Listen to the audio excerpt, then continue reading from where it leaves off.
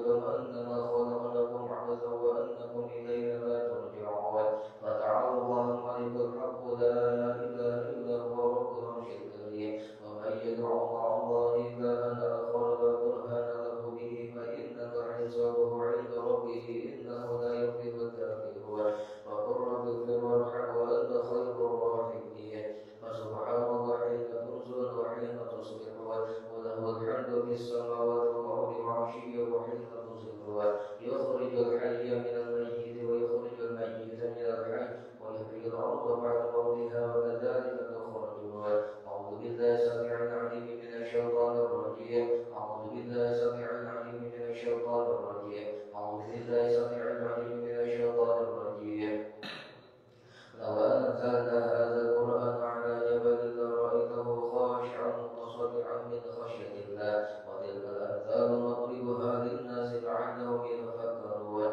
والله الذي لا إله إلا هو عالم الغيب والشهادة هو الرحمن الرحيم والله الذي لا إله إلا هو الملك القدوس السلام المؤمن المهيمن العزيز الجبار المتكبر سبحان الله عما يشركون والله الخالق البارئ المصور له الأسماء الحسنى يسبح له ما في السماوات والأرض وهو العزيز الحكيم سلام على نوح في العالمين إن كذلك نجزي المحسنين إنه من عبادنا المؤمنين أعوذ بكلمات الله التامات من شر ما خلق أعوذ بكلمات الله التامات من شر ما خلق أعوذ بكلمات الله التامات من شر ما خلق بسم الله الذي لا يضر مع اسمه شيء في الأرض ولا في السماء وهو السميع العليم بسم الله الذي لا يضر مع اسمه شيء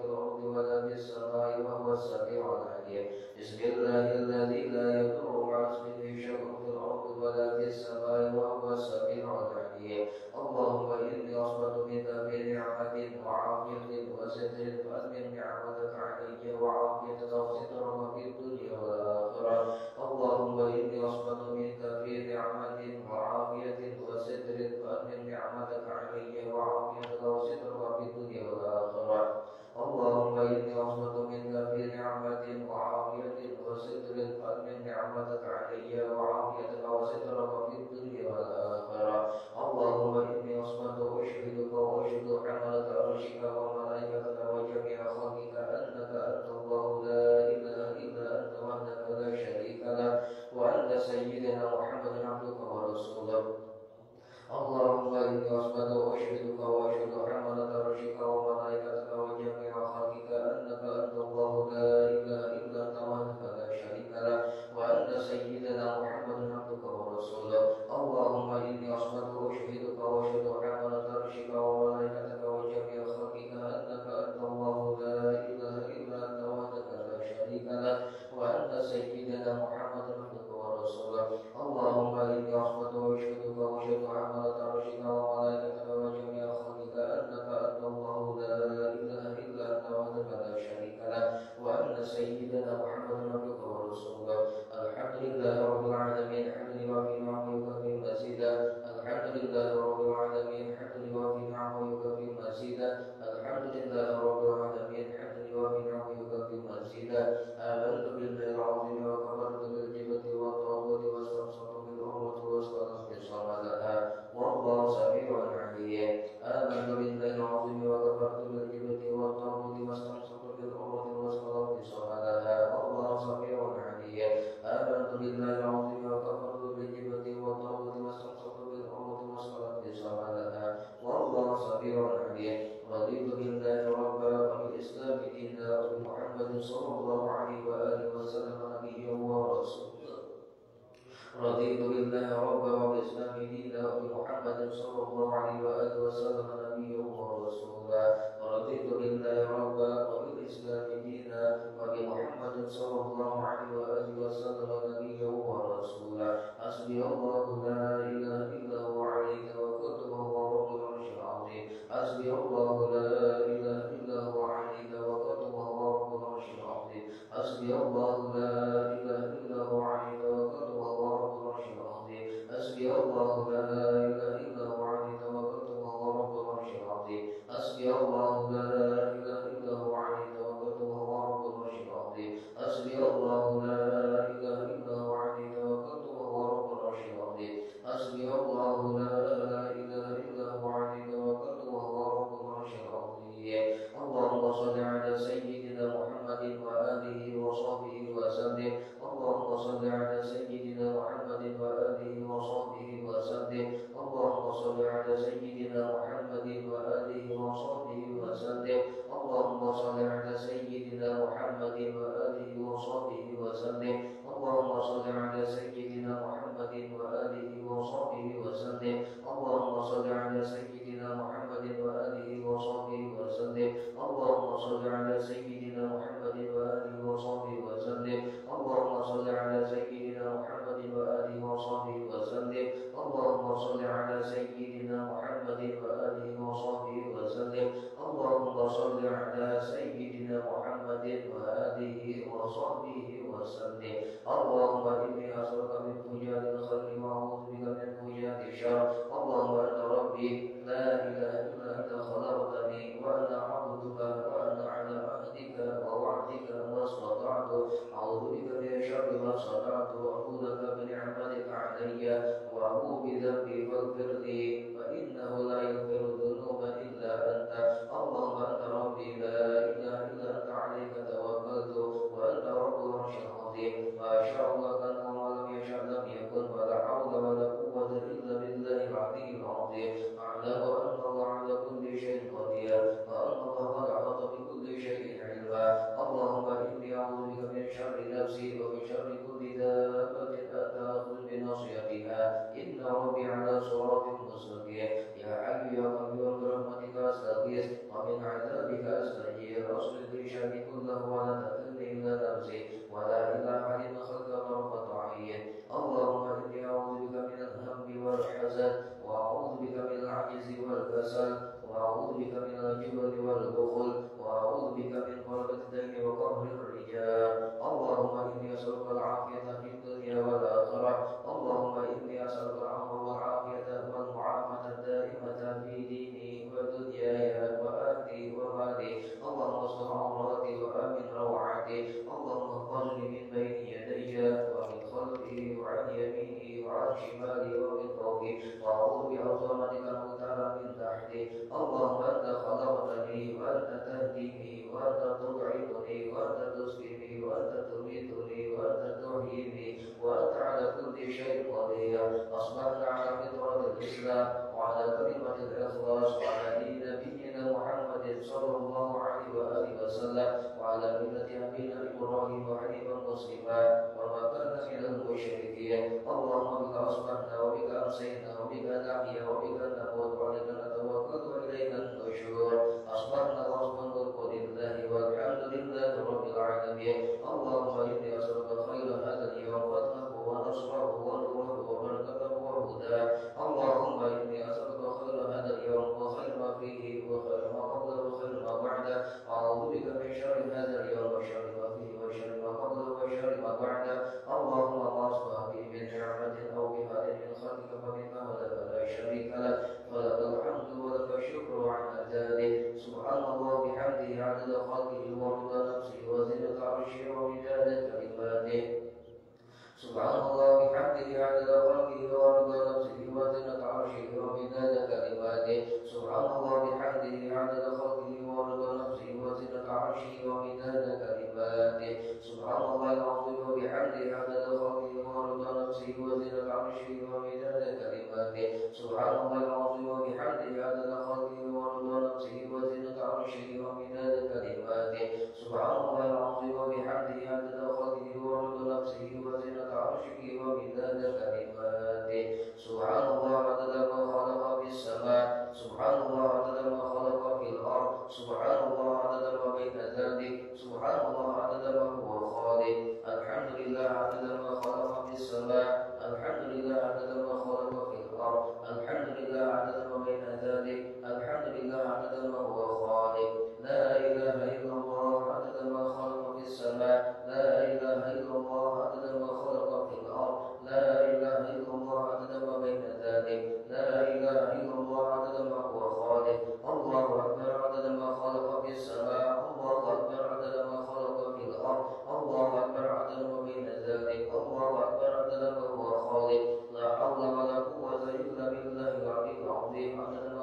في السماء لا حول ولا قوة إلا بالله العلي العظيم عدد ما خلق في الأرض لا حول ولا قوة إلا بالله العلي العظيم عدد ما بين ذلك لا حول ولا قوة إلا بالله العلي العظيم عدد ما هو خالق لا إله إلا الله وحده لا شريك له له الملك وله الحمد يحيي ويميت وهو على كل شيء قدير عدد كل ذرة ألف مرة لا إله إلا الله وحده لا شريك له له الملك وله الحمد يحيي ويميت وهو على كل شيء قدير عدد كل ذرة ألف مرة لا إله إلا الله وحده لا شريك له له الملك وله الحمد يحيي ويميت وهو على كل شيء قدير اللهم صل وسلم على سيدنا محمد بفهم برحمة الله عدد ما في علم الله صلاة وسلاما دائمين بدون ملك الله وعلى آله وصحبه عدد كل ذرة ومرة اللهم صل وسلم على سيدنا محمد بفهم برحمة الله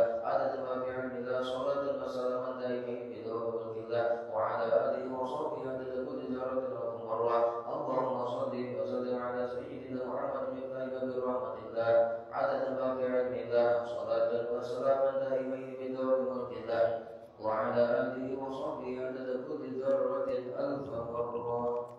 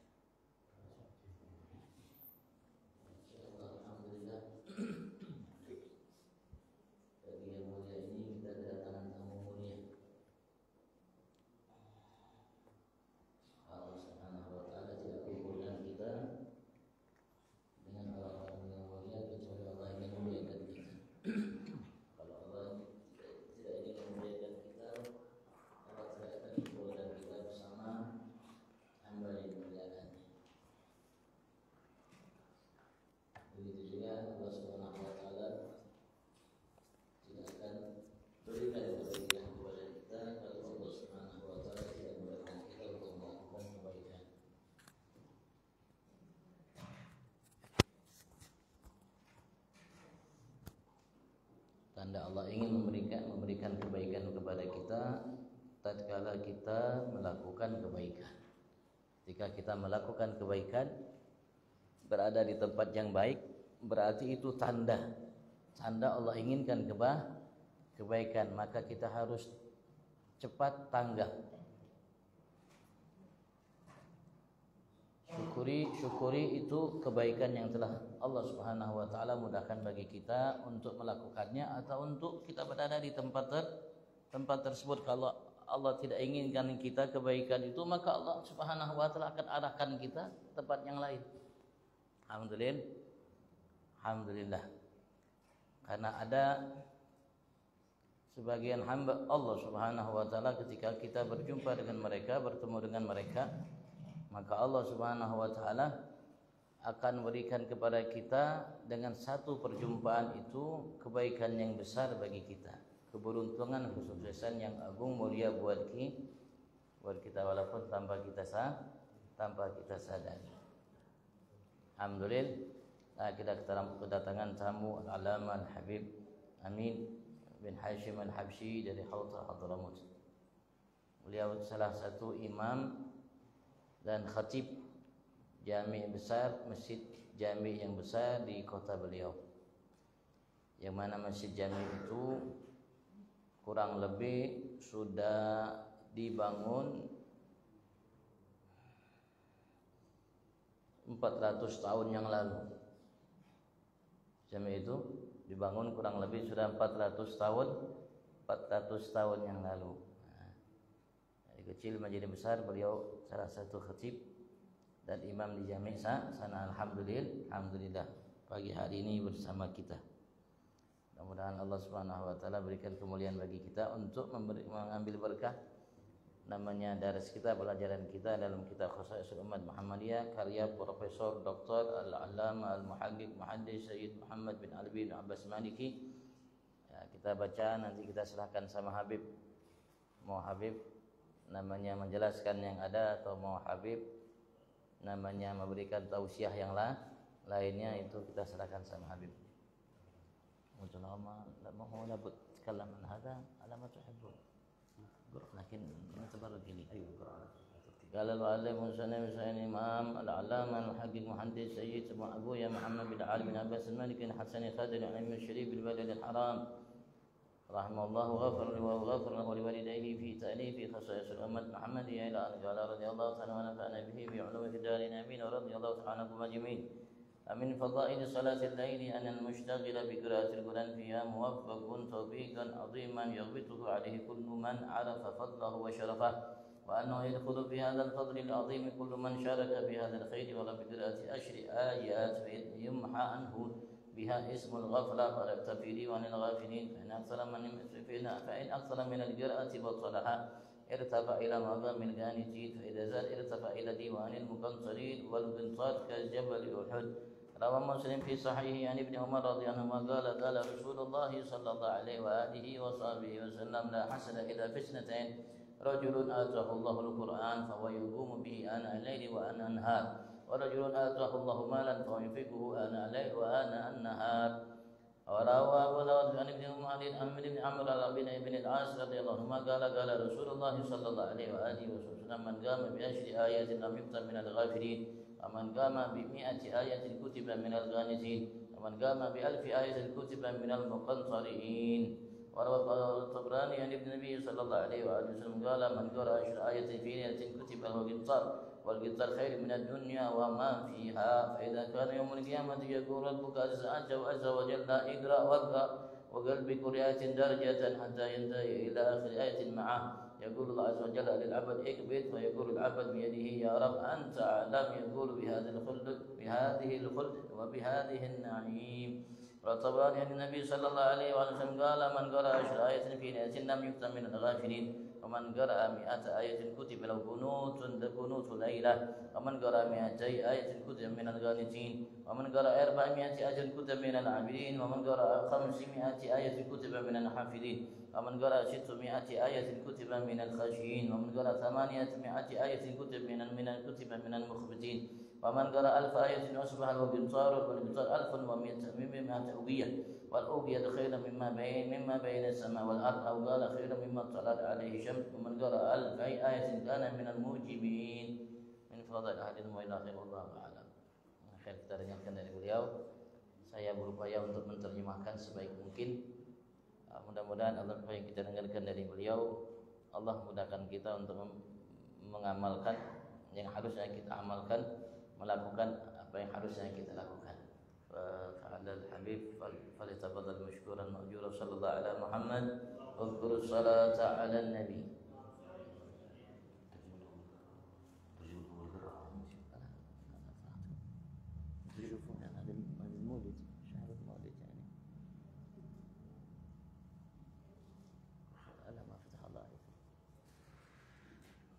السلام عليكم ورحمة الله وبركاته. وعليكم السلام ورحمة الله وبركاته. الحمد لله رب العالمين الذي جمعنا وإياكم في بيت من بيوته وفي ساعة هي من أشرف الساعات عند الله تبارك وتعالى، وقد أمرنا صلى الله عليه وسلم بعمارتها. Alhamdulillah yang telah mengumpulkan kita di salah satu rumah di rumah Allah Subhanahu wa taala, dan Allah Subhanahu wa taala memerintahkan kita semua untuk memakmurkannya. وأشهد أن لا إله إلا الله وحده لا شريك له، وأشهد أن سيدنا ونبينا محمدا عبده ورسوله، ما من خير إلا ودلنا عليه، وما من شر إلا وحذرنا منه صلى الله عليه وسلم. Dan mudah-mudahan limpahan salawat salam Allah senantiasa limpahkan terhadap Nabi Muhammad SAW dan keluarganya. Dan beliau mengatakan tidak ada satu kebaikan kecuali Rasul sallallahu alaihi wasallam telah menunjukkan kepada kita kebaikan tersebut. Begitu juga tidak ada satu keburukan kecuali Rasulullah sallallahu alaihi wasallam telah mengisyaratkan, menyatakan kepada kita keburukan tersebut. تركنا على المحجة البيضاء ليلها كنهارها فلا يزيغ عنها إلا هالك. Rasulullah meninggalkan kepada kita jalan yang baydha, yang putih. Artinya jalan yang bersih, tidak ada sampah di dalamnya, maka tidak ada seseorang yang menjauh dari jalan beliau kecuali orang yang celaka. اللهم صل وسلم وبارك وكرم على سيدنا محمد القائم بحقوق الله ما ضاقت إلا وفرجها الله. Dan melimpahkan salawat salam terhadap Nabi Abu Muhammad sallallahu alaihi wasallam, dan tidak ada sesuatu yang mungkin yang kita hadapi dalam kehidupan kita yang sempit, artinya susah untuk kita menjadikan jalan keluarnya, kecuali Allah berikan untuk kita jalan keluar darinya. ومن هذا الخير الذي أمرنا به عليه الصلاة والسلام حثه على صلاة الفجر في جماعة وعلى الصلوات كلها في جماعة، فإن صلاة الفجر من أعظم الصلوات عند الله عز وجل. Dan termasuk apa yang diberikan motivasi oleh Nabi kita Muhammad untuk kita lakukan dan jaga salat subuh berjamaah, begitu juga salat 5 waktu berjamaah. لذلك أخبر عليه الصلاة والسلام أن صلاة الفجر وصلاة العشاء من أفضل الصلاة على المنافقين. Rasulullah pernah menyatakan bahwasanya salat subuh dan salat isya itu termasuk salat yang paling berat yang dilakukan oleh orang-orang munafik.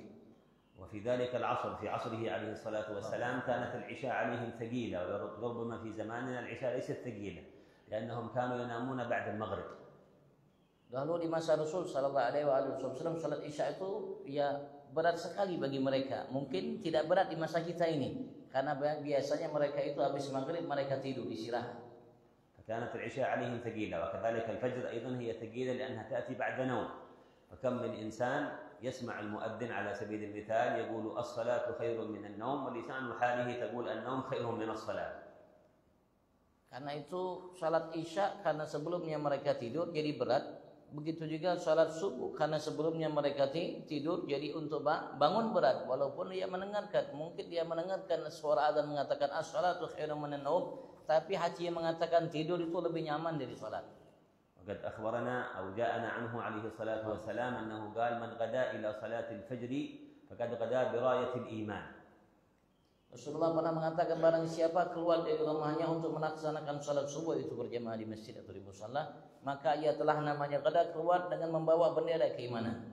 وأخبرنا عليه الصلاة والسلام أن الذي يصلي الفجر في جماعة ويجلس ويذكر الله إلى أن تطلع الشمس كان أسرع في تحصيل الرزق من الذي يضرب الآفاق، أي من الذي يسافر إلى أبعد الأماكن لطلب الرزق. فهذا الذي يصلي الفجر في جماعة إلى طلوع الشمس يكون أسرع من الذي لا يترك مكانا إلا ويسافر إليه. Rasulullah pernah menyatakan kepada kita siapa yang melaksanakan sholat subuh berjamaah kemudian ia duduk artinya duduk di tempat musallanya, di masjidnya, tidak meninggalkannya sampai ia menghabiskan waktunya untuk mengingat Allah sampai terbit matahari, itu lebih cepat untuk mendatangkan rezeki baginya daripada seseorang yang keliling dari ujung bumi sampai ujung bumi untuk mencari rezeki. Seorang yang habis salat subuh duduk sampai terbit matahari lebih cepat untuk mendatangkan rezeki baginya dari orang yang tersebut. وأفضل الصلوات على الإطلاق كما يذكر العلماء صلاة الفجر يوم الجمعة، ثم صلاة الفجر في باقي الأيام، هذه أفضل الصلوات على الإطلاق. نعم في الجماعة، صلاة الفجر يوم الجمعة في جماعة، ثم صلاة الفجر في باقي الأيام. Ulama mengatakan bahwasanya secara mutlak salat yang paling mulia dalam berjamaah 5 waktu itu adalah salat berjamaah di waktu subuh Jumat. Subuh Jumat yang paling afdal dari dalam salat Jumat, salat berjamaah yang ada, dan setelahnya salat subuh dalam setiap 5 waktu itu berjamaah lebih afdal dari yang lainnya. وقد قال عليه الصلاة والسلام أيضا في هذا الوقت الشريف من صلى الفجر في حديثه الذي رواه الترمذي من صلى الفجر في جماعة ثم جلس يذكر الله إلى أن تطلع الشمس كان له كأجر حجة وعمرة تامة تامة تامة. من صلى يقول عليه الصلاة والسلام من صلى الفجر في جماعة ثم جلس يذكر الله ثم صلى ركعتين كان له كأجر حجة وعمرة تامة تامة تامة. Rasulullah juga pernah mengatakan barang siapa salat subuh berjamaah kemudian ia duduk di tempat musallanya, artinya bukan harus duduk di tempat dia salat tadi, tidak, artinya masih tidak beranjak, tidak keluar dari musallanya, tempat salatnya, kemudian ia mengingat Allah Subhanahu wa taala sampai terbit matahari, kemudian ia melaksanakan salat 2 rakaat, maka Allah akan berikan ganjaran baginya seperti seorang melaksanakan ibadat haji dan umrah yang sempurna haji dan umrahnya, kata Rasulullah. Baik Imam Tirmidzi hadis. لك أن تتخيل هذا الثواب العظيم كل يوم بحج وعمرة، كل يوم بحج وعمرة، حتى سيدنا عبد الله بن عمر بن الخطاب لم يسمع هذا الحديث، فلما بلغه قال لقد فرطنا في حجج وعمر كثيرة. Artinya Masya Allah, ketika kita melaksanakan amalan seperti ini, kita telah mendapatkan pahala seperti seorang menunaikan ibadah haji dan umrah yang sempurna, kata Rasulullah. Maka seseorang sahabat Sayyidina Abdullah bin Umar mengatakan, karena beliau sebelumnya itu belum mengetahui hadis ini, setelah beliau mengetahui hadis ini, beliau mengatakan, Masya Allah, kita akan mendapatkan banyak betul pahala haji dan umrah. ولربما في زماننا هذا لكثرة تكاليف الحج كثير من المسلمين لا يستطيع أن يذهب إلى الحج. Barangkali di masa kita ini karena ongkos biaya untuk menunaikan ibadat haji itu mungkin mahal sekali sehingga tidak semua orang mampu untuk melakukannya. لذلك جاء رجل إلى سيدنا الإمام الحداد عليه رحمة الله وقال له أنا وأمي نريد الحج ولكن ليس عندنا شيء. Di masa pengarang wirid yang kita baca tadi, wirid Al-Haddad, di masa beliau kurang lebih masa 400 tahun yang lalu, ada seseorang namanya mendatangi beliau. Selama yang mengatakan, ya Imam, aku dan ibuku belum menunaikan anak wa ummi. كانوا فقراء يعني جاء إلى الإمام الحداد وقال له أنا وأمي نريد الحج ونشتاق إلى الحج لكننا فقراء ليس عندنا شيء ليس عندنا مال نذهب به إلى الحج.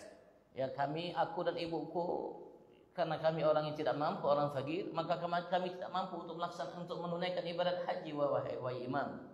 فماذا قال له الإمام الحداد؟ قال له الإمام الحداد عليه رحمة الله ونفعنا به وبسائر الصالحين صل الفجر يوم الجمعة لأنه كما قلنا أفضل الأيام، صل الفجر يوم الجمعة أنت وإياها في الجماعة ثم اجلس واذكر الله تعالى حتى تطلع الشمس وصلي ركعتين فذلك لكما حج وعمرة، بنص كلامه عليه الصلاة والسلام، بل أكد الأمر فقال تامة تامة تامة. Maka beliau mengarahkan orang yang bertanya tersebut, nanti kalau datang namanya hari Jumat, subuh Jumat, salat engkau dan ibumu namanya berjamaah di masjid atau di musala, kemudian duduklah mengingat Allah Subhanahu wa taala. Setelah itu sampai terbit matahari, kemudian salatlah 2 rakaat setelah matahari, karena ketika engkau lakukan itu maka engkau dan ibumu akan mendapatkan pahala haji dan umrah yang sempurna sebagaimana yang disabdakan oleh Rasulullah sallallahu alaihi wasallam. لذلك نص العلماء عليهم رحمة الله على كراهة النوم في هذا الوقت الشريف. قالوا يكره للإنسان أن يصلي الفجر وينام، ولما ودليلهم في هذا أنه عليه الصلاة والسلام جاء في البخاري أنه مر على السيدة فاطمة بعد صلاة الفجر فوجدها مع سيدنا علي فوجدهما قد صليا وناما فنهاهما عن النوم وقال لهما أتنامان في هذا الوقت وفيه تقسم الأرزاق. Dan waktu habis subuh ini sebelum terbit matahari makruh untuk kita tidur, Datang dalam riwayat Imam Bukhari, hadis yang sahih, Rasul sallallahu alaihi wasallam ketika selesai melaksanakan salat subuh, beliau mendatangi rumah Sayyidah Fatimah, anak beliau. Sayyidah Fatimah dan Sayyidina Ali kala itu setelah mereka melaksanakan salat subuh mereka tidur, istirahat. Maka Rasul mengatakan, apakah kalian tidur di waktu yang mulia ini? Waktu ini adalah waktu dan saat Allah Subhanahu wa taala bagikan rezeki kepada hamba-hambanya. لذلك يقول سيدنا الإمام الحداد عليه رحمة الله في كتابه آداب سلوك المريد، قال واعلم أن في عمارة ما بعد صلاة الفجر إلى طلوع الشمس وقت لاكتساب الأرزاق الحسية. Makanya Habibullah Haddad, pengarang yang kita baca tadi, dalam karya beliau Adab Sulukul Murid, beliau mengatakan, ketahuilah bahwasanya memakmurkan waktu dari subuh sampai terbit matahari itu termasuk namanya cara untuk kita mendapatkan rizki secara hissi, rizki yang secara nyata. فكل من كان حريصا على عمارة هذا الوقت ييسر الله تعالى أرزاقه كما قلنا في أول الكلام أنه يكون أسرع في طلب الرزق من الذي يضرب الآفاق. Maka siapapun yang terbiasa untuk memakmurkan waktu habis salat subuh sampai terbit matahari, insya Allah Allah akan mudahkan baginya rezeki. Sebagaimana yang saya katakan awal tadi, bahwasanya Rasulullah pernah mengatakan, barang siapa yang salat subuh kemudian dia makmurkan waktunya dengan mengingat Allah sampai terbit matahari, itu lebih cepat untuk mendatangkan rezeki baginya daripada orang yang keliling ke muka bumi ini untuk mencari rezeki.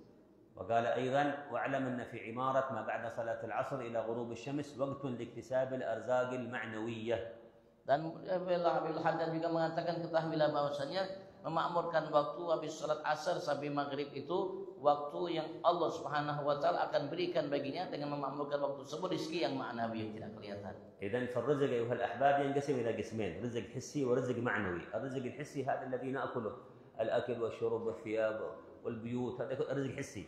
لكن الرزق المعنوي أعظم وأشرف، وهو زيادة العلم، زيادة الإيمان، زيادة المعرفة، زيادة القرب من الله عز وجل. Kalau begitu rizki itu terbagi menjadi dua. Rizki yang 6 hissi yang kelihatan seperti makan, minum, pakaian, rumah dan harta yang kita miliki, itu yang kelihatan. Begitu ada rizki maknawi yang tidak kelihatan. Bertambah ilmu, bertambah makrifat, bertambah dekat kita kepada Allah Subhanahu wa taala, yang mana semua itu yang maknawi itu nilainya jauh lebih besar daripada rizki yang kelihatan tadi. لذلك رتب كثير من الصالحين المجالس العلمية بعد صلاة العصر، إن كان قراءة في الحديث أو قراءة في كتب العلم أو قراءة في كتب التصوف، ورتبوا ذلك بعد العصر حرصا على أخذ نصيبهم من الأرزاق المعنوية التي هي أشرف وأعظم.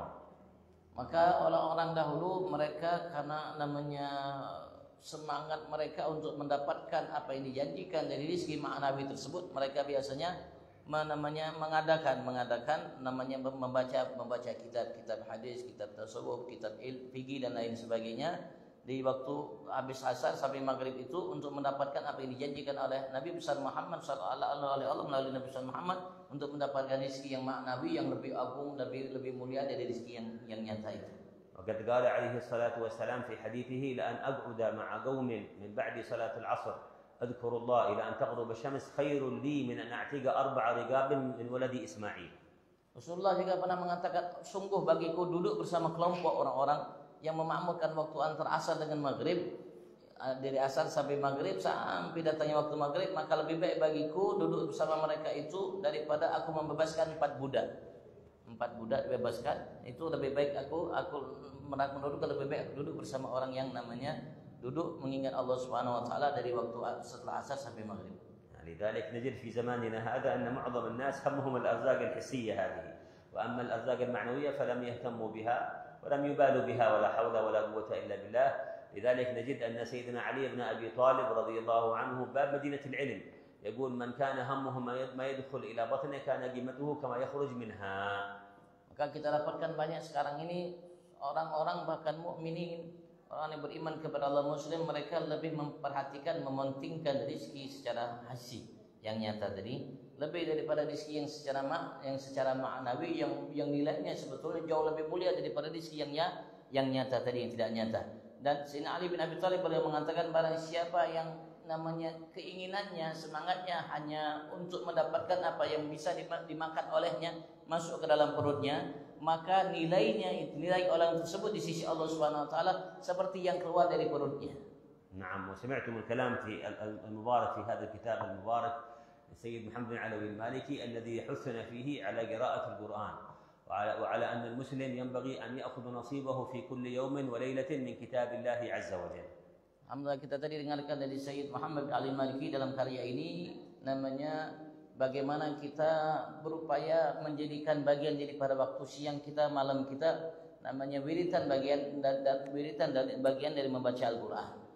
نعم. لذلك نجد سيدنا الإمام الحداد يقول في بعض قصائده يحثنا على المواظبة على درس القرآن وعلى أن يكون الإنسان نصيب من القرآن في يومه وليلته. يقول سيدنا الحداد: واظب على درس القرآن فإن في تلاوته الإكسير والشرح على الصدر. Habibullah Haddad beliau namanya memberikan motivasi kepada kita untuk kita menjadikan bagian daripada wirid, artinya rutinitas yang kita lakukan sehari semalam itu membaca Al-Quran siang dan malam kita, walaupun ya semampu kita seadanya. Beliau mengatakan, senantiasalah kalian, istiqamahlah kalian dalam dars Al-Quran, namanya membacanya atau mempelajarinya, karena sesungguhnya ia adalah suatu namanya karunia yang besar yang akan disiapkan oleh Allah bagi orang yang melakukannya dan akan bisa melapangkan dada kita dari kesusahan. لذلك ذكر العلماء عليهم رحمة الله في كتبهم أنه ينبغي للإنسان أن يقرأ في اليوم جزء واحد بحيث تكون له في الشهر ختمة واحدة. Untuk ulama mengatakan selayaknya bagi setiap kita berupaya untuk menjadikan bacaan Al-Quran yang dilazimnya itu setiap harinya kalau bisa 1 juz, sehingga sebulan khatam Quran. كانوا يكرهون أن يمر على الإنسان يومه وليلته وليس له نظر في كتاب الله عز وجل. Dan mereka menganggap sesuatu hal yang tidak baik, makruh, ketika seseorang namanya berlalu siangnya malamnya dia tidak memiliki nasib bagian dalam membaca Al-Quran.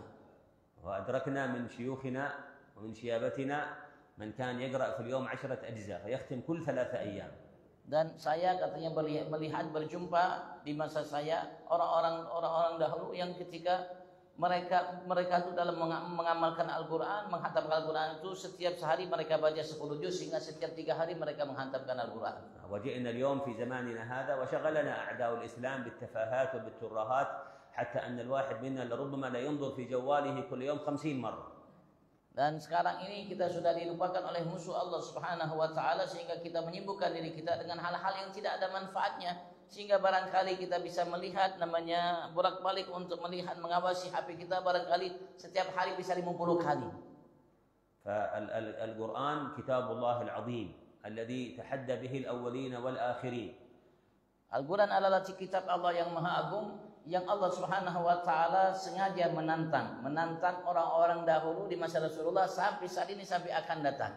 فهو أعظم معجزة أوتيها رسول الله صلى الله عليه وسلم. Yang merupakan paling agung mukjizat yang Allah berikan kepada Rasulullah sallallahu alaihi wasallam. فلو أردنا اليوم في هذا الزمان على سبيل المثال عصا موسى ليست موجودة، أو أردنا ناقة صالح عليه السلام ليست موجودة، لكن انظر القرآن نحن الآن نعيش في القرن الخامس عشر بعد الهجرة والقرآن لا يزال موجود بين أيدينا وبين أظهرنا، فهو أعظم معجزة أوتيها رسول الله عليه الصلاة والسلام. Kalau kita ingin tongkat Nabi Allah Musa, ya kita tidak akan dapatkan tongkat Nabi Allah Musa saat ini. Begitu juga namanya nagah, unta yang dimiliki oleh Nabi Allah Saleh, yang mana unta tersebut keluar dari batu besar. Dari batu besar keluar seekor unta, kita tidak akan mendapatkannya. Tapi alhamdulillah sudah 1000 kurang lebih kita ini sudah di masa 15 abad 15, itu sudah hampir 1500 tahun dari masa Rasulullah sampai sekarang. Alhamdulillah kita bisa mendapatkan Al-Quran seperti ini didapatkan oleh sahabat Rasulullah. وهو المعجزة الخالدة الباقية إلى قرب قيام الساعة حيث يرفع كلام الله عز وجل كما أخبر عليه الصلاة والسلام من الصدور ومن السطور. Ini adalah mukjizat yang dijaga oleh Allah Subhanahu wa taala sampai hari kiamat, kecuali mungkin dekat-dekat hari kiamat yang dijanjikan oleh Nabi besar Muhammad bahwasanya nanti Al-Qur'an itu hilang dari dada-dada dan hilang dari namanya lembaran-lembaran kertas. Artinya tidak ada lagi Al-Qur'an. فكانت معجزة كل نبي تتناسب مع ما نبغ واشتهر فيه قومه. Dan sungguh mukjizat setiap nabi itu sesuai dengan apa yang sedang viral di masa mereka masing-masing.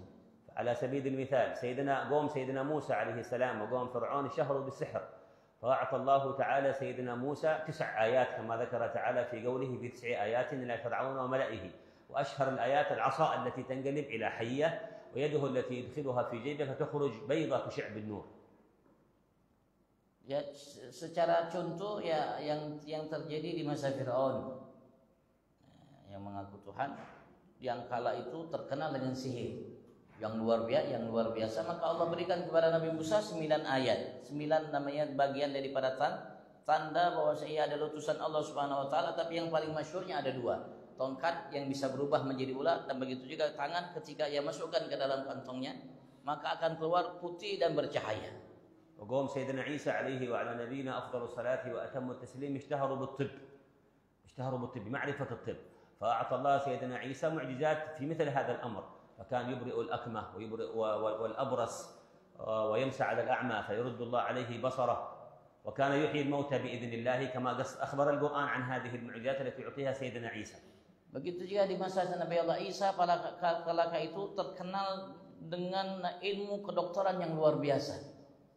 Artinya banyak penyakit-penyakit yang bisa disembuhkan oleh mereka. Maka Allah Subhanahu wa taala berikan kepada Nabi Allah Isa mukjizat.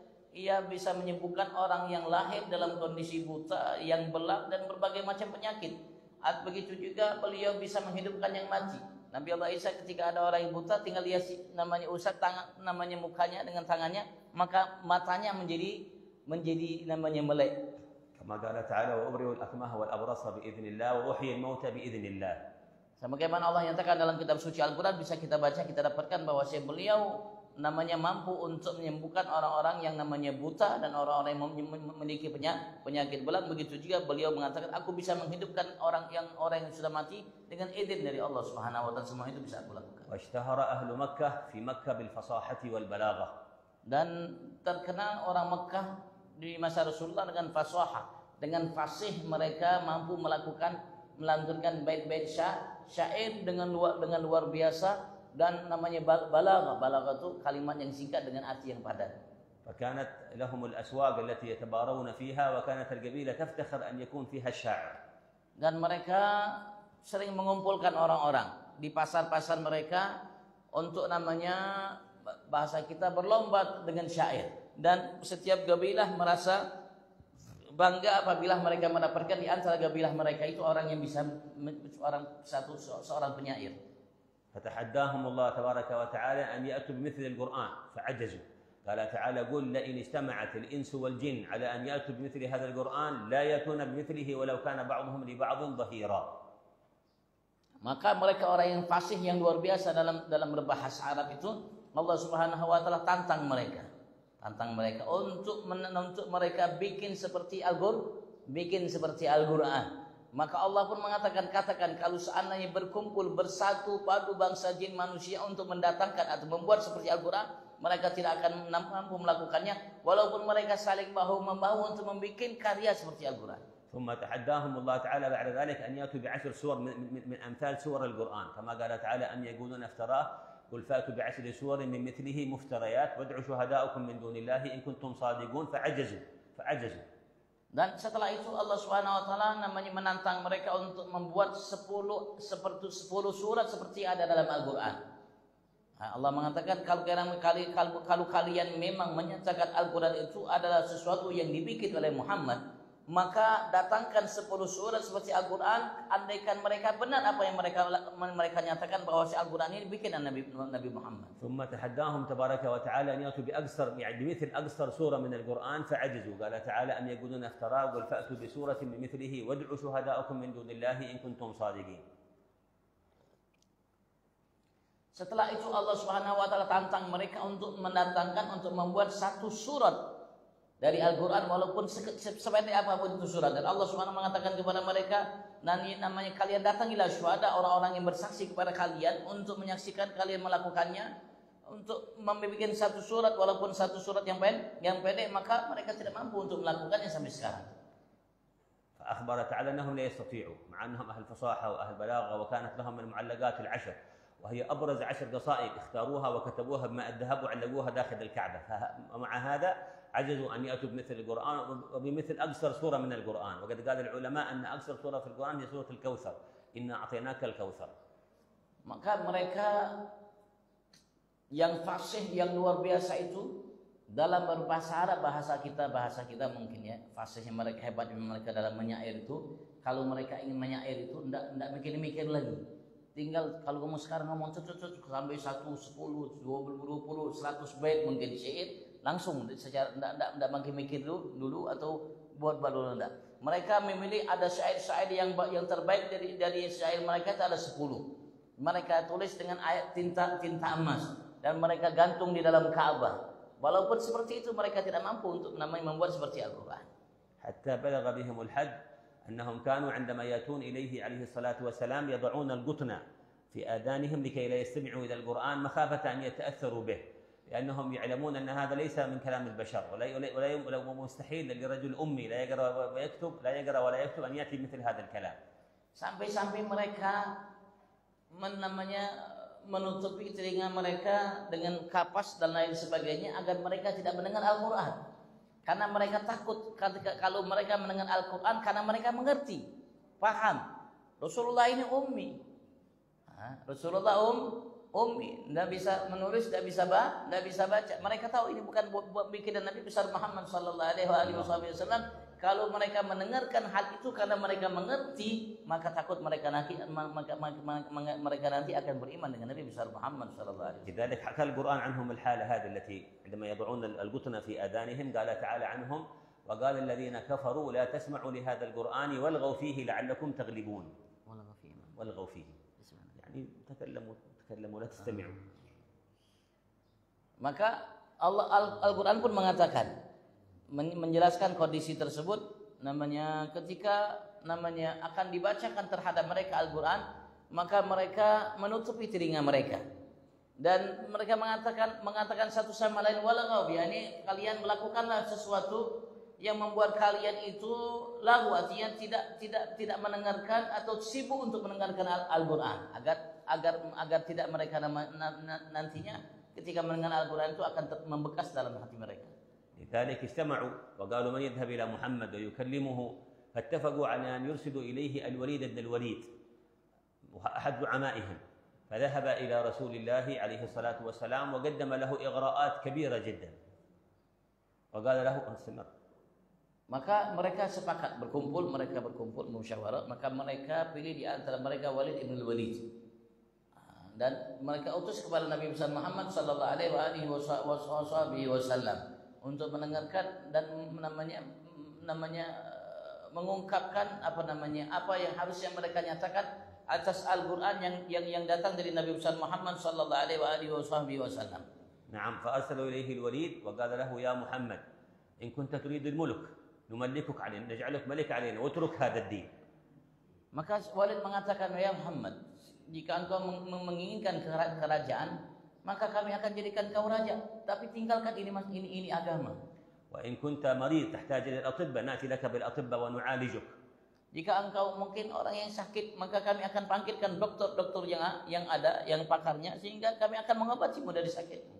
وإن كنت تريد المال نجمع لك من المال ونجعلك أغنى رجل في مكة.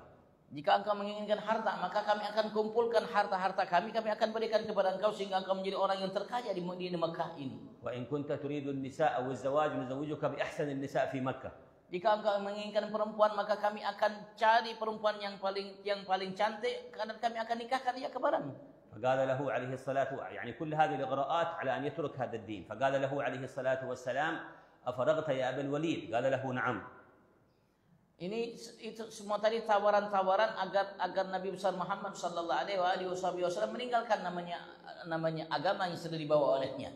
Maka setelah Walid mengatakan A, B, C dan sebagainya, maka Rasul mengatakan, ya Walid, sudah selesaikah engkau dari apa yang kau inginkan dan yang kau tawarkan kepadaku?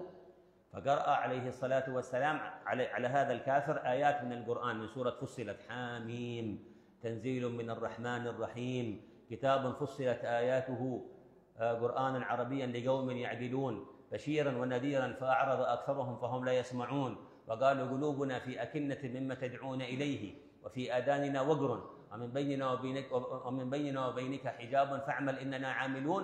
وما زال يقرأ عليه الصلاة والسلام على هذا الكافر حتى وصل إلى قوله تعالى فإن أعرضوا فقل أنذرتكم صاعقة مثل صاعقة عاد وثمود. فقام الوليد إلى رسول الله ووضع يده على فمه وقال أنشدك الله يا محمد والرحيم أمسك يكفي.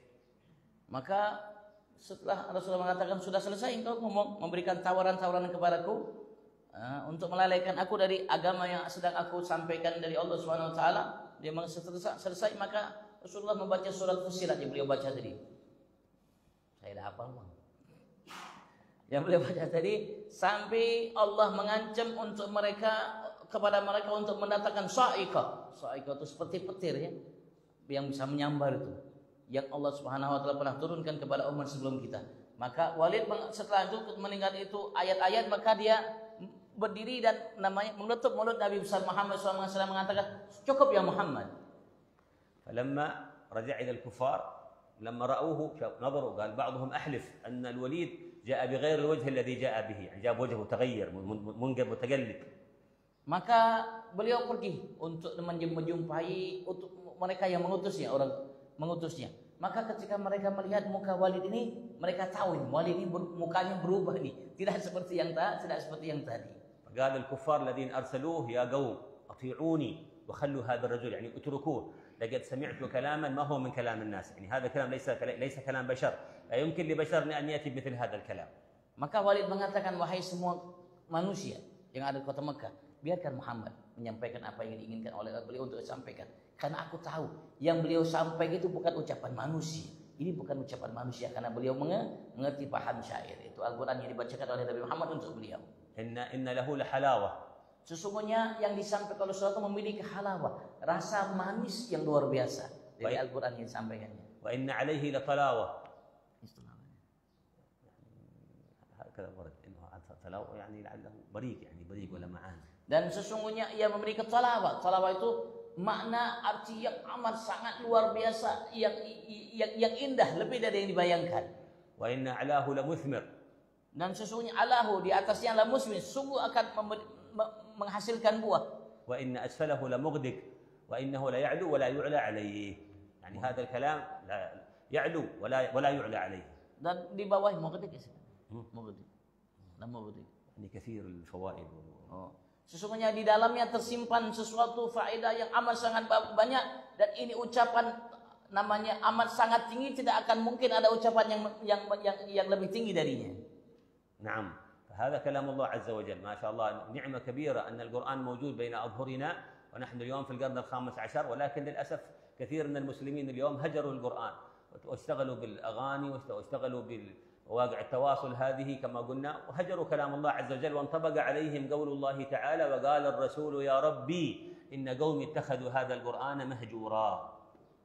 Dan kita sudah di kurun masa waktu 15 abad, hampir 15 abad.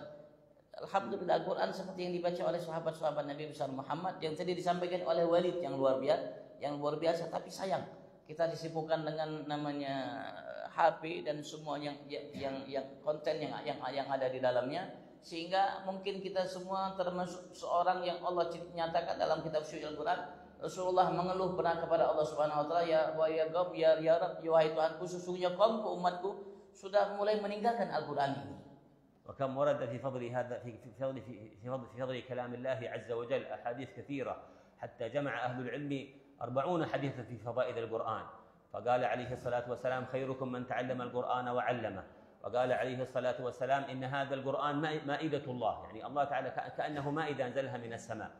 نعم قال فتعلموا مائدة الله ما استطعتم فإن الله يأجركم على كل حرف منه ب10 حسنات. قال عليه الصلاة والسلام أما إني لا أقول ألف لام ميم حرف ولكن ألف حرف ولام حرف وميم حرف. Masya Allah. Artinya Al-Quran luar biasa, sampai Rasulullah SAW banyak sekali dalam hadisnya mengungkap tentang kemuliaan Al-Quran. Sampai ulama mereka mengumpulkan ada 40 lebih hadis yang Rasulullah SAW mengungkapkan kepada kita kemuliaan kelebihan orang-orang yang membaca Al-Quran. Sampai Rasulullah juga pernah mengatakan dalam sabdanya, sebaik-baik adalah seorang yang belajar Al-Quran dan mengajarkannya. Dan Rasulullah mengatakan bahwa si Al-Quran seperti ma'dubatullah, artinya hidangan yang disiapkan oleh Allah bagi kita, dan Allah SWT akan berikan kepada kita namanya ganjaran dalam setiap hurufnya. Sebagaimana sampai Rasulullah mengatakan, aku tidak mengatakan alif lam mim itu satu huruf, tapi alif satu huruf, lam satu huruf, mim satu huruf. Setiap satu hurufnya itu Allah akan berikan 10 kebaikan kepada kita. ومن أحسن من ألف من العلماء في فضائل القرآن الإمام النووي عليه رحمة الله، له كتاب جميل جدا ينبغي أن يقرأه كل مسلم، وخاصة من له ارتباط قوي بالقرآن كان يتحفظ القرآن، وهو اسم الكتاب هذا التبيان في آداب حملة القرآن. Dan ada Imam Nawawi, beliau mengarang satu karya yang luar biasa, yang selayaknya bagi setiap kita, terutama yang menghafal Al-Quran, mempelajarinya untuk membacanya, tidak melewatkannya. Itu karya namanya Tibyan. Dalam adab namanya orang-orang yang belajar atau menghafal Al-Quran, itu di dalamnya luar biasa beliau mengungkapkan tentang keistimewaan kemuliaan Al-Quran. نعم قال عليه الصلاة والسلام من جعل القرآن أمامه قاده إلى الجنة ومن جعله خلفه قاده إلى النار والعياذ بالله تعالى. Rasulullah mengatakan barang siapa menjadikan Al-Quran di hadapannya, dia akan menuntutnya masuk ke dalam surga, dan barang siapa menjadikan Al-Quran di belakangnya, dia akan mendorongnya ke dalam neraka. Kemudian Allah jauhkan kita darinya. الخلاصة أيها الأحباب كما سمعنا في هذا الكتاب المبارك أنه كما يقول صلى الله عليه وسلم من قرأ 10 آيات لم يكتب من الغافلين، ومن قرأ 100 آية كتب من المقنطرين، يعني كتب لهم لأجل مثل القنطار. المهم لابد يكون لنا نصيب كل يوم وليلة من كتاب الله، ولو على الأقل نصف جزء أو مثلا ثلاث صفحات من القرآن. المهم لا يمر علينا يوم وليلة لا ننظر فيه في كلام الله عز وجل. Alhamdulillah, tadi kita baca tentang apa yang disampaikan oleh beliau dari Al-Quran, hal yang sangat luar biasa. Sampai Rasulullah mengatakan tadi, barang siapa bangun malam hari membaca 10 ayat dari Al-Quran, tidak dicatat oleh Allah sebagai orang-orang yang lalai. Barang siapa dari malam hari baca 100 ayat dari Al-Quran, Allah akan berikan dia minal muqantirin, yaitu orang yang memiliki harta yang melimpah ruah, artinya pahala yang melimpah ruah dari Allah terhadapnya. yang disiapkan oleh Allah dengan yang membaca Al-Quran. Yang jelas kata beliau ya paling tidak lewat kita namanya sehari semalam kecuali kita baca Al-Quran. Kalau tidak bisa 1 juz setengah juz, kalau tidak bisa setengah juz seperempat juz, atau kalau tidak juga paling tidak mata kita ini melihat memandang Al-Quran. نسأل الله أن يربطنا وإياكم بالقرآن وأن يجعلنا وإياكم من أهل القرآن فإن أهل القرآن هم أهل الله وخاصته ونسأله تبارك وتعالى أن يجعل القرآن العظيم ربيع قلوبنا ودلاء همومنا وكاشفا لكربنا وكفارة لسيئاتنا وأحزاننا اللهم انفعنا بالقرآن وعمنا بالغفران واجمعنا على الإيمان اللهم اجعله لنا نورا وهدى ورحمة اللهم ذكرنا منه ما نسينا وعلمنا منه ما جهلنا وارزقنا تلاوته آناء الليل وأطراف النهار حتى نلقاك وأنت راض عنا يا رب العالمين والحمد لله رب العالمين والعفو منكم. هذا تمضون ساعتكم تمضون ساعتكم لما طولنا ضيق. Kalau ada yang mau ditanyakan, fadhal.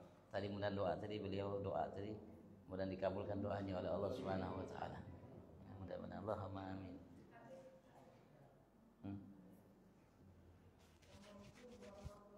Assalamualaikum warahmatullahi wabarakatuh.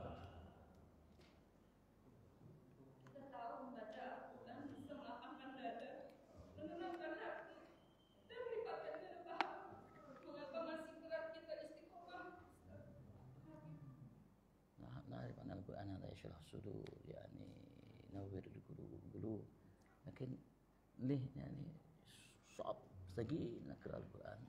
نعم وذكر هذا عليه الصلاة والسلام وخاصة لغير العرب الذين ربما لا يحسنون العربية فقال عليه الصلاة والسلام الماهر بالقرآن مع الكرام السفر البررة والذي يقرأ القرآن وهو عليه شاق يتعتع فيه له أجران يعني كلما قرأنا حتى نجد صعوبة في القراءة نصبر ونجاهد أنفسنا على هذا الأمر فإننا لنا عند الله تعالى أجور عظيمة وأجور كبيرة. نعم. الذي يقرأ القرآن هو عليه شاق له أجران يقول عليه الصلاة والسلام. Nanti saya sampaikan lagi ya. Yang Rasulullah pernah menyatakan dalam hadisnya bahwasanya seseorang yang mahir, artinya seseorang yang mudah, mampu, piawai dalam membaca Al-Quran, maka Allah Subhanahu wa taala Rasulullah samakan dia dengan malaikat yang mulia. Dan barang siapa kata Rasulullah yang membaca Al-Qur'an dia dalam kondisi berat untuk membacanya. Susah untuk membacanya, Rasulullah mengatakan baginya 2 pahala.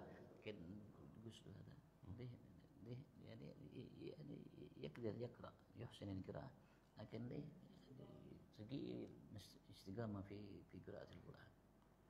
ايش سببه؟ الذنوب أو قد يكون سبب هذا الذنوب أو قد يكون المهم اليوم وسائل تعلم القرآن أصبحت سهلة بإمكان الواحد مننا يفتح القرآن مثلا في الجوال ويتابع في المصحف حتى يتقوى في التلاوة وإذا واظب على هذا الأمر تذهب عنه الصعوبة وتذهب عنه المشقة لكن لربما الشيطان خبيث يضيع الأوقات علينا فيما لا فائدة فيه وإذا قرأنا القرآن نشعر بضيق وهذا حال كثير من الناس في زماننا هذا إذا فتح المصحف قرأ ورقتين قدوا كما يقول سيدنا الحداد قال أهل الزمان في قلوبهم شياطين والعياذ بالله يضيقون من القرآن لكن المؤمن الصادق في إيمانه لا يضيق من القرآن كما قلنا بإمكاننا نسمع القرآن في الجوال ثم نتابع في المصحف مرات نفعل هذا مرات حتى نتقوى في كتاب الله عز وجل. Ya mungkin Habibullah Haddad ya pengarang wirid yang kita baca tadi dan selalu beliau tadi sampaikan ya karena sebab mungkin ya kita tidak mampu untuk istiqamah terutama ya karena begitu banyaknya syayatin artinya hal-hal yang ada dalam diri kita, hati kita, jiwa kita yang membuat kita lupa jauh dari Tuhan kita Allah Subhanahu wa taala. Kadang-kadang sebagian kita baru baca sedikit sudah kayaknya kayak apa yang sudah muyak bahasa kita. Mau kita tinggalkan. Tapi selayaknya seorang mukmin tidak seperti itu. Kalau memang kita tidak mampu, alhamdulillah sekarang ini namanya HP ada berisi Al-Qur'an. Ada murattal di situ. Kalau enggak mungkin kita biasakan kita buka HP tapi murattal itu tapi kita sambil lihat kata beliau. Kalau bisa kita sambil lihat Al-Qur'an yang dibaca oleh namanya murattal yang ada di HP itu, sehingga ya lama-lama nanti ya mudah-mudahan kita terbiasa dan diringankan oleh Allah untuk kita istiqamah dalam membacanya. وفي هذا ربما إشارة الإمام النووي على ذكر في هذا كتاب التبيان قول سيدنا عثمان لو طهرت قلوبنا ما شبعت من القرآن، إشارة كلنا المتكلمة وما أبرئ نفسي كلنا عاد نحن مساكين، قال لو طهرت قلوبنا لن تشبع من القرآن، لن تشبع أبدا من القرآن، فإنه غذاء للأرواح. Sebagaimana tadi beliau mengatakan, isyaratkan kepada kitab At-Tibyan yang karya Imam Nawawi, di situ beliau sebutkan Sayyidina Utsman bin Affan pernah mengatakan, andaikan hati kita ini bersih, hati kita bersih dari hal yang tidak baik, maka insya Allah kita tidak akan merasa kenyang dari Al-Quran. Maka kita akan baca. Kenapa ya? Karena dalam Al-Quran ada hal-hal yang namanya amat sangat luar biasa yang membuat ruh kita ini, jiwa kita ini merasa tenang dan lain sebagainya. Ya, kalau seperti itu. ذلك من أقوى صلاح القلوب، كلنا قلوبنا مريضة تحتاج إلى صلاح. ذكر العلماء أن أقوى سبب يصلح القلوب قراءة القرآن بالتدبر، نقرأ القرآن بالتدبر. لذلك حبيبنا محمد صلى الله عليه وسلم كان يقول، ورد عنه أنه كما جاء في البخاري قام ليلة كاملة يصلي بآية واحدة يرددها ويبكي عليه الصلاة والسلام، إن تعذبهم فإنهم عبادك وإن تغفر لهم فإنك أنت العزيز الحكيم. الليل كله يكرر هذه الآية حتى أصبح عليه الصلاة والسلام، لأنه يتذوق القرآن صلوات ربي وسلامه عليه. Dan termasuk salah satu cara mungkin kita perlu membaca Al-Quran dengan tadabbur, artinya membaca Al-Quran dengan berupaya untuk memahami, menyelami arti yang ada di dalamnya. Al-Quran. Karena Rasulullah pernah diriwayatkan bahwasanya beliau itu sepanjang malam itu mengulangi hanya satu ayat. In tu'adzibhum fa innahum ibaduk wa in taghfir wa in fa innaka antal azizul hakim. Artinya ayat itu diulang Rasulullah. Rasulullah namanya berupaya untuk memahami, menyelami arti yang ada, rahasia yang ada, hikmah yang ada di dalam ayat tersebut. Jadi ya mungkin ya perlu juga seperti itu, kita baca Al-Quran sampai kita berupaya untuk memahami ayat yang ada, sehingga insya Allah membantu kita untuk menghilangkan apa yang ada dalam hati kita dari hal-hal yang tidak baik, sehingga kita mudah untuk istiqamah dalam membacanya. تذكر في هذا الكتاب الإمام النووي أن سيدنا عثمان كان يختم القرآن كله في ركعتين. نحن اليوم نقول كيف هذا صعب، هذا مستحيل. ليس هذا مستحيل، إنما هو يسير على ما وفقه الله تعالى عليه. سيدنا عثمان يختم القرآن كله في ركعتين كان، هذا فضل من الله يؤتيه من يشاء. Ada riwayat bahwasanya Sayyidina Utsman bin Affan itu beliau di antara wiritannya itu menghantamkan Al-Quran dalam 2 rakaat, 30 juz dalam 2 rakaat dia baca. Ini merupakan suatu hal yang bukan mustahil. Andaikan kita namanya berupaya, insya Allah kita akan mampu. Karena beliau tadi mengatakan, ketika seorang hatinya bersih itu tidak akan merasa kenyang dari Al-Quran, tidak akan merasa kenyang ia dari Al-Quran. Ada soalan? Fadhal.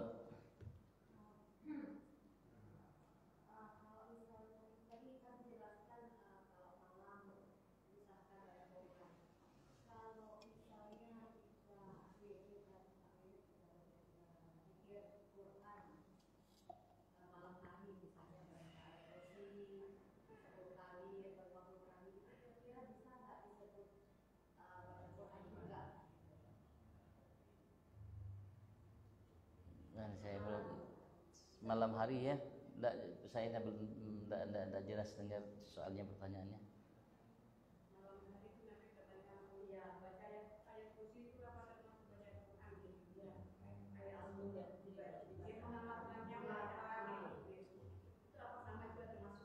Dahatnya gerak misal ayat kursi hal ya ini dahatnya gerak misal ayat kursi hal ini ya مثل يقرأ ب10 آيات كذا من القرآن. هو عظيم، أعظم آية في القرآن آية الكرسي. القراءة بآية الكرسي هي طبعا آية الكرسي أعظم آية في القرآن كله، أعظم آية في كتاب الله عز وجل آية الكرسي، وأعظم سورة في القرآن كما جاء في الأحاديث الصحيحة فاتحة الكتاب. نعم، وقد جاء في البخاري أن النبي صلى الله عليه وسلم قال لسيدنا أبي بن كعب: ألا أعلمك أعظم آية في القرآن؟ قال: قلت: بلى يا رسول الله. يعني نعم. قال: فلما أراد أن يخرج من المسجد قال قلت له يا رسول الله أخبرتني أنك تعلمني أعظم آية في القرآن قال نعم الله لا إله إلا هو الحي القيوم. هذه آية عظيمة حتى ورد أن من قرأها دبر كل صلاة لا يموت حتى يرى مقعده في الجنة أو يرى له. Dia mengatakan ya masuk bagiannya, dan ayat kursi merupakan ayat yang paling agung dalam Al-Quran. Ayat yang paling agung, paling top dalam Al-Quran ada namanya ayat kursi. Okay. Dan Rasulullah mengatakan juga surat yang paling agung dalam Al-Quran itu surat Al-Fatihah. Pernah Rasulullah mengatakan kepada Sayyidina Ubay bin Ka'ab bahwa beliau Rasulullah akan mengajarkan kepada Sayyidina Utsman itu mengasih tahu tentang ayat yang paling agung yang ada dalam Al-Quran. Ketika Rasul menyampaikan itu, Rasulullah lupa, kemudian Rasulullah mau pulang, pergi.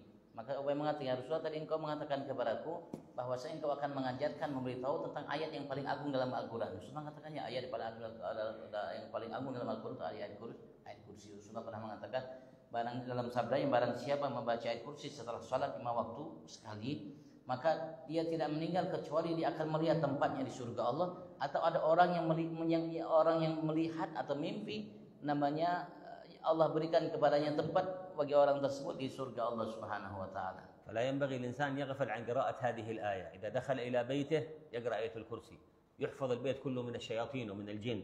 أيضا عند النوم قال عليه الصلاة والسلام في حديث طويل لو بنذكره بغينا 10 دقائق لأبي هريرة عندما وكله بحفظ مال الصدقة، فكان كل ليلة واحد من الجن من شياطين الجن يأتي يسرق من مال الصدقة، وكلما أمسكه سيدنا أبو هريرة يشتكي أنه فقير وأنه عنده عيال فيتركه 3 ليالي على هذه الحالة، حتى قال عليه الصلاة والسلام كان يسأل كل يوم أبو هريرة ما فعل أسيرك يا أبا هريرة؟ قال يا رسول الله شكا فقرا وعيالا فتركته. فقال له يعني في آخر ليلة لما أمسكه وهم أن يرفعه إلى رسول الله قال له ألا أخبرك بآية في القرآن إذا قرأتها في ليلة لا يقربك الشيطان؟ قال له نعم. قال الله لا إله إلا هو الحي القيوم. فلما أصبح سيدنا أبو هريرة وأخبر النبي صلى الله عليه وسلم قال له أتدري من تخاطب يا أبا هر؟ ذلك شيطان وقد صدقك وهو كذوب. يعني إذا قرأ الإنسان آية الكرسي قبل النوم ما يقربه الشيطان بإذن الله عز وجل، يحفظ. Maka layaknya kita jadikan ayat kursi itu bagian dari wirid kita. Kalau kita masuk rumah itu baca ayat kursi, biar rumah kita jauh dari sihir, dari jin, dan dari hal-hal yang tidak baik. Dan juga terutama di malam hari ketika kita ingin tidur, jangan kalau tidur jangan lupa baca ayat kursi, karena Sayyidina Abu Hurairah dalam hadis yang panjang kalau saya jelaskan kata beliau takutnya membutuhkan 10 menit. Sayyidina Abu Hurairah pernah didatangi, artinya ada orang yang maling duitnya, ditangkap oleh Sayyidina Abu Hurairah. Saya mengatakan aku ini orang tidak punya begini, sampai 3 malam berturut-turut itu orang ambil. Sampai dilepas. Rasulullah selalu bertanya apa yang terjadi yang kau lakukan terhadap orang yang kau tawan itu ya Abu Hurairah. Rasulullah dia mengeluh fakir dan sebagai aku lepas seterusnya. Sampai di hari terakhir itu syaitan mengungkapkan kepada Sayyidina Abu Hurairah untuk namanya membaca ayat yang paling agung dalam Al-Quran. Kalau ia baca insyaallah ia akan dijaga oleh Allah dari bangsa jin, syaitan dan lain sebagainya. Maka ketika di pagi hari Rasulullah bertanya kepada Abu Hurairah, apa yang terjadi Abu Hurairah dari tawanan? Ya Rasulullah, dia mengatakan kepadaku begini-begini. Rasulullah mengatakan, iya betul. Apa yang dia mengatakan itu betul walaupun dia pendusta. Jangan lupa baca ayat kursi agar rumah kita itu dijaga oleh Allah.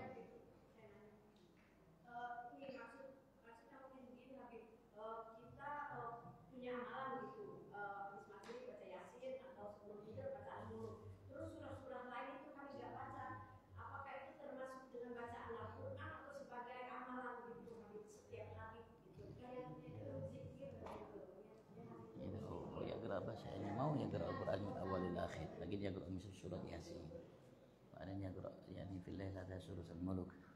هذا سواء، هذا مثل من يقرأ 10 آيات كذا، هذا سواء. لا بأس، هناك سور ورد قراءتها في كل يوم وليلة مثل سورة الملك. أخبر عليه الصلاة والسلام أنها المانعة المنجية من عذاب القبر، ودليل هذا في الحديث الذي رواه أهل السنن أن رجلا من الصحابة كان في سفر في الصحراء، فلما أراد أن ينام صلح خيمة، ضرب له خيمة فإذا به بصوت يطلع من الأرض واحد يقرأ سورة الملك.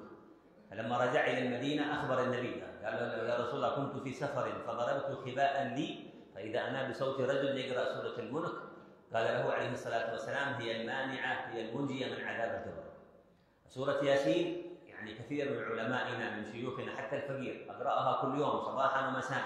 بعد أن نقرأ الورد اللطيف نقرأ سورة ياسين. إذا صلينا المغرب ركعنا بعدية المغرب وصلاة الأوابين نقرأ سورة ياسين، فإن ثوابها عظيم. ورد أنها تعدل لقراءة القرآن 10 مرات. ذكر الإمام السيوطي عليه رحمة الله في كتابه الإتقان في علوم القرآن أن سورة ياسين تعدل لقراءة القرآن 10 مرات، فثوابها عظيم.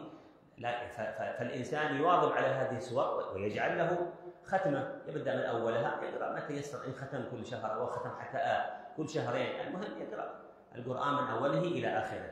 ما هو بعض الناس يختم إلا في رمضان. اليوم في زماننا هذا كثير من المسلمين ما يختم إلا في رمضان. لا حول ولا قوة إلا بالله. Dia mengatakan tidak jadi masalah, itu hal yang baik. Karena memang ada riwayat tentang surat yang dibaca yang disebutkan tadi, surat Al-Mulk dari Rasulullah. Ada seorang sahabat bercerita kepada Rasulullah, ya Rasulullah, katanya aku pada satu tempat, namanya mungkin seperti tempat seperti padang pasir begitu, tempat yang luas. Ketika aku sewaktu istirahat aku bikin kemah. Tiba-tiba aku dapatkan di bawah itu ada orang yang baca surat Tabarakal Mulk. Sudah mengatakan itu adalah surat yang membuat seseorang insya Allah akan tercegah dari adab kubur, yang memberikan kebaikan baginya. Dan juga Rasulullah pernah mengatakan sebagaimana riwayat Imam Suyuti dalam karya At-Tibyan, kitab Al-I'tiqad fi Adab Al-I'tiqad, beliau mengatakan Rasulullah sallallahu alaihi wasallam bersabda bahwasanya barang siapa baca Yasin itu seperti ia menghatamkan 10 kali Al-Qur'an. Baca Yasin seperti ia menghatamkan 10 kali Al-Qur'an. Tapi kata beliau kalau bisa ya tidak jadi masalah, itu baik, tapi kalau bisa ya bacalah Al-Quran dari awal sampai akhir, walaupun mungkin 2 bulan sekali atau setahun sekali. Jangan sampai kata beliaunya hanya Al-Quran itu dibaca dari awal itu bulan Ramadan aja. Bulan Ramadan dia baca tapi yang lain tidak baca. Artinya amal yang tadi dilakukan baik Bu ya. Tapi kalau bisa dia baca lagi Al-Quran walaupun sedikit dari awal sehingga ia menghatamkannya. Wallahu a'lam. أيضا سورة الواقعة أمام من الفجر. ورد عن نبينا أن من قرأها كل ليلة لا تصيبه فاقة، ما يفتقر أبدا. ينبغي أن نقرأ سورة الواقعة، وقد رتبها شيوخنا وحبنا عمر بعد صلاة العصر كل يوم يقرأون سورة الواقعة بعد صلاة العصر مع حزب البحر لأبي الحسن الشاذلي. Dan juga yang baik untuk kita amalkan surat Waqiah. Insya Allah barang siapa yang mengamalkan surat Waqiah, insya Allah dia tidak akan tertimpa penyakit fakir. Ya, dan Habib Umar beliau namanya dalam wirid beliau mengarahkan kita untuk baca surat namanya Waqiah itu di sore hari setelah asar, setelah surat asar. Wallahu a'lam. Tafadhal. Alaikum. الفاتحة. الله يجعلنا وإياكم من المتحابين في الله، من الآخرين في الله، من المتبادلين في الله، من المتزاورين في الله. ارزقنا وإياكم العلم النافع والعمل به والإخلاص فيه لله عز وجل. ارزقنا فهم النبيين، حفظ المرسلين، والهام الملائكة المقربين. اربطنا بالقرآن، اجعلنا لكم من أهل القرآن، فإن أهل القرآن هم أهل الله وخاصته. اجعل القرآن العظيم ربيع قلوبنا وجلاء همومنا وكاشف كربنا وكفارة لسيئاتنا وذنوبنا، من كل المعصية إلى عز الطاعة، من كل حال دنيا إلى كل حال مرضية. يغفر ذنوبنا، يستر عيوبنا، ويستر ذنوبنا، ويطهر قلوبنا، يشفي مرضانا، يعافي مبتلانا، يبلغنا لكم حج بيت الله الحرام وزيارة قبر النبي عليه الصلاة والسلام. الله يغيث المسلمين، يفرج عن المسلمين، يرفع ما نزل بالمسلمين، يحول أحوالنا والمسلمين إلى أحسن الأحوال، ردنا إليه مردا جميلا. اللهم تب علينا توبة نصوحا، زكنا بها جسما وقلبا وقالبا وروحا. اللهم اقسم لنا من خشيتك ما تحول به بيننا وبين معصيتك، ومن طاعتك ما تبلغنا به جنتك، من اليقين ما تهون به علينا مصائب الدنيا. متعنا اللهم بأسماعنا وأبصارنا وقوتنا ما أحييتنا، واجعله الوارث منا، واجعل ثأرنا على من ظلمنا، ولا تجعل مصيبتنا في ديننا، ولا تجعل الدنيا أكبر همنا ولا مبلغ علمنا، ولا تسلط علينا بذنوبنا من لا يخافك ولا يرحمنا. اهدنا اللهم لأحسن الأخلاق والأعمال، يهدي لأحسنها إلا أنت، واصرف عنا سيئها، لا يصرف عنا سيئها إلا أنت. اللهم حبب إلينا الإيمان وزينه في قلوبنا، وكره إلينا الكفر والفسوق والعصيان، واجعلنا من الراشدين. ربنا آتنا في الدنيا حسنة وفي الآخرة حسنة وقنا عذاب النار. صلى الله على سيدنا محمد وعلى آله وصحبه الأخيار، والحمد لله رب العالمين. بسر الفاتحة وإلى حضرة النبي.